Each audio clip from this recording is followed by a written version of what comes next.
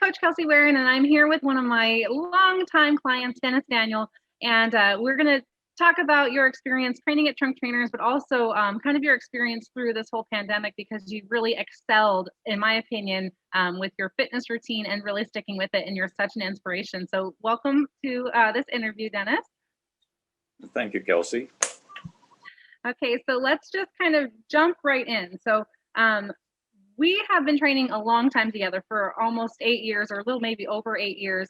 And we've seen, all sorts of things through thick and thin at the park and in the gym, and also like this online. So what do you like about having a personal trainer? What makes you stick with it for the long run? Well, I think a couple of things. One is I found out that while you're exercising, that form is important, both so you get the maximum benefit of the exercise you're doing, and second of all, that helps prevent injury. And that's one thing that the personal trainers help with considerably, to make sure that you have the right form. The other thing is, I think working out by yourself, whether it's at the gym or at home, you get stuck in a routine, so you kind of do the same exercises. Okay, with a personal trainer, they're able to give you different exercises to work basically all the muscle groups, large, small. And as you have pointed out to me, it's always important to do the, I don't know what you want to call it, the counter muscles also. In other words, you do biceps, then you also do triceps. Yeah, the offsetting muscle groups, which without a trainer before, you don't think about those things. Yeah. So I think that's a couple of the beneficial things of having a trainer. Yeah, fantastic, very cool. Now, you've always been pretty active. So before the pandemic, why don't you describe kind of what your routine was? What we kind of were doing, last year or even before that. What was your fitness routine? What did it look like? Okay, well, I'll go back even before that. I'm retired now, but when I was working, I would go to the gym 5 days a week, and then I'd be there at 5 o'clock in the morning, work out, and then go to work. And then when we came to Hawaii, when I was retired, and this is what I've been doing the last couple of years, is I would go paddling down at Keoho Bay with the canoe club 3 days a week. I do 5 to 6 miles in a 6-man canoe 3 days a week. I was doing an hour of Pilates twice a week. I would work out in the gym on my own 2 days a week, and then I had a session with you 1 day a week, and that's what it was before. Where it's changed now, I think once the pandemic started, and you had the gym closed for a while, we did it through Skype here at my house. You loaned me some weights and a medicine ball and stuff, and so I wasn't able to paddle because they weren't paddling. Wasn't doing the Pilates 2 days a week, which was an hour twice a week. But what I did was I started working out here on the back lanai early in the morning, doing a 1 hour workout. And since your gym was closed for cardio, I would go for a walk around the neighborhood, usually walk about 4 miles. And our neighborhood has some hills in it. And you walk fast, but it was still not quite the cardio that I had started doing at the beginning of the year. Changed the cardio at the beginning of the year, where I was doing bike and elliptical, and actually I was doing a lot of the rowing machine. So then I started working out here. I did my walks. Then when you were able to open the gym again, what I would do would be 5 days a week. I would work out, do an hour workout on my own here.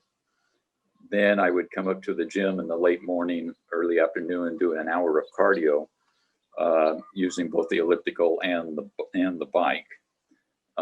Whereas before I wasn't quite doing that much cardio prior to this year, and still have my 1 hour session with you once a week. And then in the last couple of months, I started doing yoga with Emily 1 day a week. So, and I've noticed the change from the prior, what I was doing, even though it was the same number of days, to what I'm doing now. And I've seen beneficial results from that. Yeah, and I think that I'm pretty surprised that you've always excelled and you've always stuck with your program, but I typically don't really see such a change in flexibility, cardiovascular fitness. You really have taken it to the next level. So what has Trunk Trainers done, and with the training with me and Emily in your new situation, a lot of people were deviating from their routine. They lacked motivation. There were a lot of reasons to drop off and good excuses to miss their workouts. But what helped you stay motivated? And this is kind of maybe a pretty deep question, but what made you stay motivated and take it to the next level? How did we help you do that? Well, as you know, and you've pointed out to me a couple of times, I like challenges. And you could look at the pandemic with the gym closed and stuff a couple of different ways. One way, it's an excuse not to keep up with your routine, and and obviously, and everybody goes through it. Some days are a lot harder than other days as far as working out. Yeah. I always use the thing when people would ask me why I work out in the morning versus in the afternoon or in the evening. I said, well, really, you only have one excuse in the morning for not exercising, and that is your pillow won't let you get out of bed. Okay.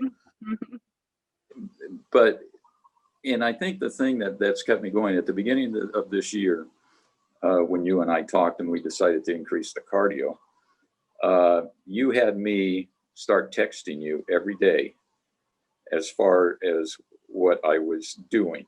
Mm-hmm. And that accountability makes a big difference. I mean, I was doing before the workouts. Some days I would say, well, I'm not feeling quite right, so I'll skip it today, and it's easy to do that, and then it's easy to get in the routine to keep skipping it. Mm-hmm. But when you are texting somebody and holding yourself accountable for doing that, it makes a difference. It gives you the additional motivation. It's like, well, I don't really want to text Kelsey and say I wasn't able to do it today. Yeah.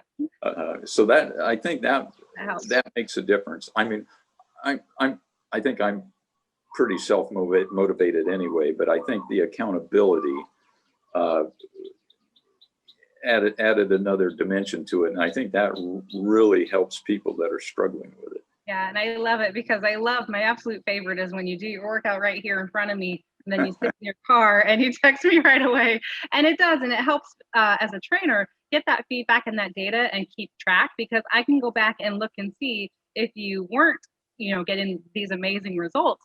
I could see why not, because it's science when you exercise, how much you put into your workouts and how you take care of your nutrition and your recovery, and to, make sure that we are taking those recovery days as well and timing everything properly. That is how you're going to get the best results, and how you don't get hurt and overtrain, because we talked about that before too, to not overdo it and to make sure we're listening to the body and getting you in this peak performance, the best, shape that I've ever seen you in 8 years. That's pretty cool.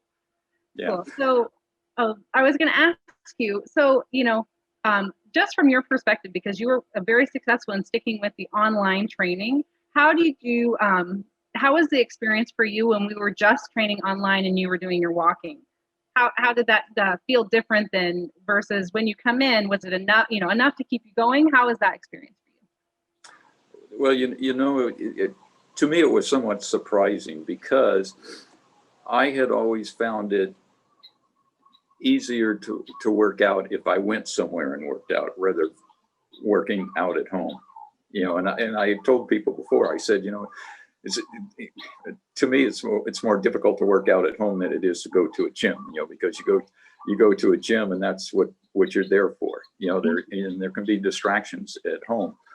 So I I was a little bit surprised myself of um, once you get into the routine of doing it, I almost prefer now of doing it here on the back lanai early in the morning than going to the gym. Sure, you miss out, talking with the other people and stuff. Sometimes that's distracting. It takes away from your workout. Uh, uh, and what you find out is you really don't need all those machines um, to work out. You don't really need that much equipment. And I think a lot of people, when they go to the gym without, and let's say they don't have a trainer, uh, can be intimidated by the machines. Um, Maybe they don't know how to use them properly. Maybe they're using, the wrong ones in their routines and stuff, which there again, that's where a trainer comes in. Which reminded me of one other thing when you asked about having a personal trainer. And I've found this over the years too. We all get injuries, not necessarily from working out and stuff. Um, but the trainer will always ask you when you go in for your workout, how's your body feeling? Well, if you've injured a certain muscle, uh, let's say, a hamstring or a quad, something like that, you can still do the workout, with the upper body, or vice versa. If you're your arm or shoulder, You're not off the hook. you can do lower body without doing further injury to yourself. Whereas if you don't, and most of us don't have that knowledge, of the muscles and stuff, and the alternate exercises you can do, but the trainer does. And this is where you don't, just because you have an injury doesn't mean you can't work out other muscles without aggravating the injury. And that's very beneficial to have a trainer for that too. Yeah, and that reminds me, so we were going to talk about your knee because you've recently had, well, recent, maybe a year now, or was it around Thanksgiving? So you had a knee replacement, and we did prehab and then post rehab. And, I kind of forget about the fact that before, for 8 years, we had to be careful of your knees. But now you're rocking on the elliptical, you're doing squats and lunges. So how is that training experience? How did that, you think, help you with your knee replacement? Yeah, well, I had my right knee replaced in October of 2017, and the left knee was done in October of 2019. And what we did, you and I, prior to the surgery, we concentrated on strengthening the muscles and the tendons and ligaments around the knee, which really paid off. And subsequent to then, people that I have talked to that have got knee replacements, that's one thing I tell them that they should do, because I've seen so many people that are going to be getting knee replacement surgery. And basically what it is, let's say they're 30 to 40 pounds overweight. So they got extra, they're having to support that with their knees. And they aren't doing anything to strengthen the muscles and stuff. And I found out after, when we did this both times, and then I went in for physical therapy. And I don't want this to feel like bragging or anything, but both times, the physical therapist said that I recovered faster than the vast majority of the patients they had that had the same type of surgery. And this wasn't necessarily the physical therapy afterwards. The physical therapist in the hospital comes and sees you a couple of hours after you're out of recovery, and they want you up walking around. And the physical therapist up at Kona Hospital, it came in and he was shocked. He says, most people, he has a hard time getting them out of bed just to walk to the door. Okay. 2 hours after coming out of recovery, we were out. Of course, you're using a walker, but we went halfway around the wing of the of the hospital area that we were in, and which really surprised him. And this is where it paid off of doing that, strengthening those areas prior to the surgery, because he was telling me he had a 40-year-old patient, 40 years old. I'm 72. Okay, he had a 40-year-old patient who, for the first 3 days, couldn't get out of bed or didn't want to get out of bed. Yeah. And so their recovery was going to be a lot more difficult. And that's part of the mindset too, and a mindset of taking charge of your fitness, because there are ways that you can help yourself with all types of surgeries and even other predicaments with diabetes, heart disease, all of that. And that's what we like to advocate for: freedom in your movement and in your life by just doing the homework and staying on track and staying motivated to continue with it. Because if you put in the work, then you reap the rewards of having a free life, and right. Of course, there's always those situations where that's not always the case, but for the vast majority, if you take care of yourself, if you have the right body stats, the right body fat, the right muscle mass, and then you just work on the right areas of your body, then it's definitely way easier to get through some of these harder parts of life. Now, I'm going to switch gears a little bit because I'm just super impressed with when you have started with Emily with yoga on Saturdays. It's pretty amazing. Your flexibility has improved, and I want you just to talk about that little shift with the yoga, because you couldn't step through for a sun salutation before. Now you can do those, all of these different movements. Your balance is improving tremendously. Do you want to talk about your yoga a little bit? Yeah, I had never done yoga before, and you had actually mentioned it to me and said it might be a good idea. And I think a couple of things about it. One, we do it on Saturdays. I work out every day of the week except for Sunday. That's my recovery day. And I'll just give you a little background of it. You and I did yoga a couple of times, and you recommended that I have sessions with Emily. Mm-hmm. And the very first session with Emily, we did a lot of stretching, which really, really felt good. And I remember afterwards, you checked with me and wanted to know how the yoga session went. And I probably made a mistake, because I told you that I thought Emily went a little too easy on me. Yeah. Which was probably a mistake. But what Emily did is she starts you out slower, and then builds you up so you're able to do more stuff.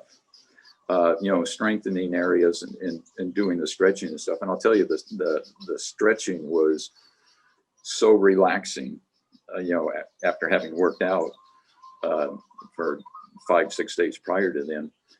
And doing that stretching, I think, which added to the flexibility.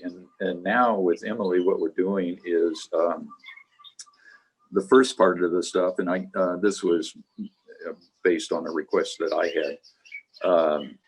We basically do a lot of core exercises, and then we go to the stretching and other exercises. And I find even with the stretching, what it's done, it's strengthened my legs.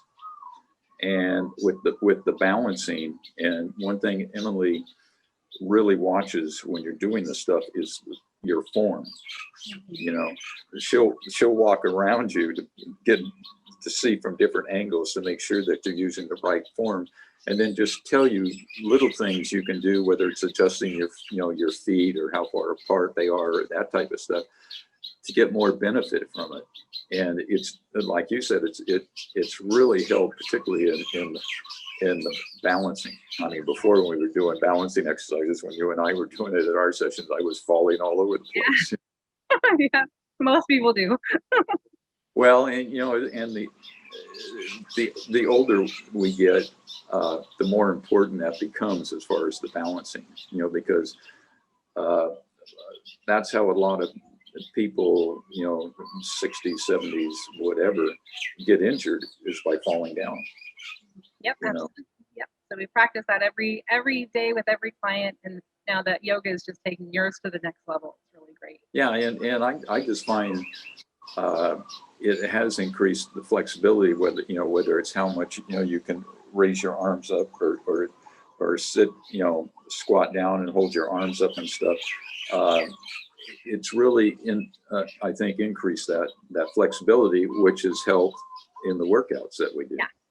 It's the whole fitness package, my friend. Yep. Wonderful. Well, so let me ask you, if somebody else was thinking about hiring one of the trunk trainers, would you recommend our services to a friend or colleague? Well, as you well know, yeah, I would, because over the years, whenever the grandkids have come and visited, they've all come up there and worked out Sure with me. have. And it's funny, just a brief story. Our oldest grandson, who is 23 now, when he was about, I don't know, 16, 17, I didn't give him any choice. He went paddling with me, and then we went up and we worked out. And when his sister, who was 4 years older than him, came about a week later, she told me this afterwards. She says, Christian told me, she says, I think Papa's trying to kill me. Oh no. But it's paid off, because I think the grandchildren now, particularly our oldest granddaughter, who's 27 now, Ashley, who was up there working out with Alicia, your sister-in-law. Yeah. She works out every day on her own. Planted this good seed. Yeah. So let me ask you for our final question for today. What advice would you give somebody who is trying to make a change in their life and might need help, or is just kind of on the cusp of making a change to potentially shift towards more of what you're doing and being as fit and active and healthy as possible? What advice would you give to them if they're just about to get started? It's almost like, what do you have to lose? By doing it, you'll be, you can become more active. You can do more things than what you're able to do now. And let me give you an example. This is several years ago, which I remember this, and I hardly ever did it at the time I was working. One of my hobbies is photography, and I'm from Northern California. I took a day off work, and I went up to the mountains to do some photography early in the morning. And I was on a hillside taking pictures of wildflowers, and I saw a group of people walking on the trail. There must have been 15 of them, all women, and they walked by, and then they came back, and a group of them had stopped on the trail, and I was done with photography, so I walked down to the trail and I was walking out. Well, one of the women had stepped on some loose rock or gravel on a rock, and when I got there, her ankle was at an angle, and she couldn't walk. And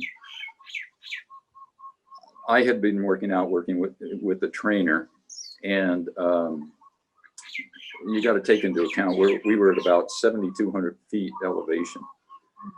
And so I gave my camera to one of the women and my tripod to the other one. And we were about a mile and a half from the trailhead.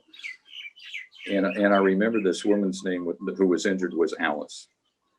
And so I was able to carry her out piggyback we stopped about three times before we got there.